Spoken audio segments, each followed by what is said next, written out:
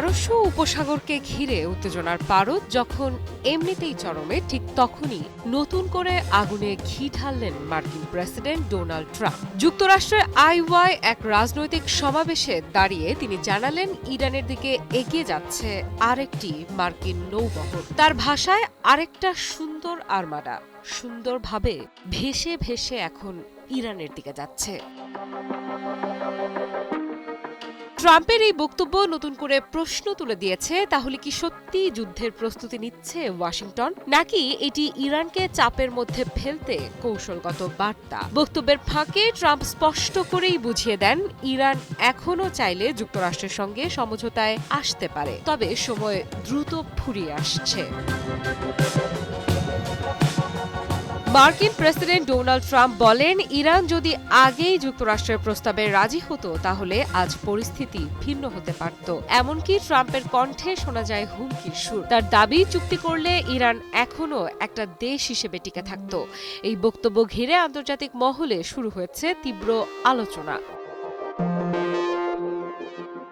মধ্যপ্রাচ্যে যুক্তরাষ্ট্র ও ইরান উভয় দেশের সামরিক তৎপরতা চোখে পড়ার মতো বেড়েছে। লোহিত সাগর, পারস্য উপসাগর, সব জায়গায় মার্কিন যুদ্ধজাহাজ, যুদ্ধবিমান আর সাবমেরিনের গতিবিধি নজরে আসছে। এরই মধ্যে অঞ্চল জুড়ে সক্রিয় হয়ে উঠছে ইরানপন্থী বিভিন্ন সশস্ত্র গোষ্ঠী।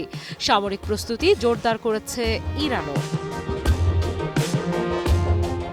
বিশ্লেষকদের মতে, অ্যানাদার আর্মাডা শব্দ বন্ধটি নিছক বক্তব্য নয়, এটি ইরানের জন্য একটি স্পষ্ট বার্তা। যুক্তরাষ্ট্র কেবল হুমকি দিচ্ছে না, মাঠে শক্তিও নামাচ্ছে। একই সঙ্গে এটি ইরানের মিত্র দেশগুলোকেও সতর্ক করে দেওয়ার কৌশল।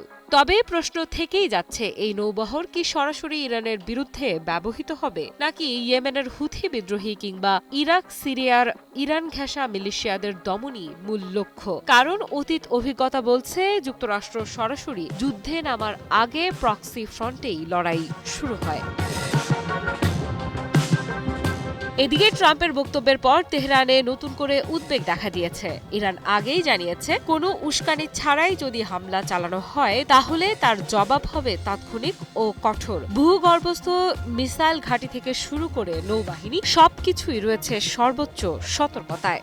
হিরন আরও মিনারেল ওয়াটার মাত্র 50 পয়সায় প্রতি লিটার। বিশ্ব রাজনীতির বড় শক্তিগুলোর চোখ এখন পারস্য উপসাগরের দিকে। একটি মন্তব্য, একটি নৌবহর আর একটি সিদ্ধান্ত, এই তিনেই নির্ধারিত হতে পারে মধ্যপ্রাচ্যের ভবিষ্যৎ। ট্রাম্প কি শেষ পর্যন্ত সমঝোতার টেবিলেই ইরানকে বসাতে চাইছেন, নাকি এই আরেকটি আর্মাডাই ইঙ্গিত দিচ্ছে আরও বড় সংঘাতের? আফ্রিদা ইফরাত, নিউজ 24।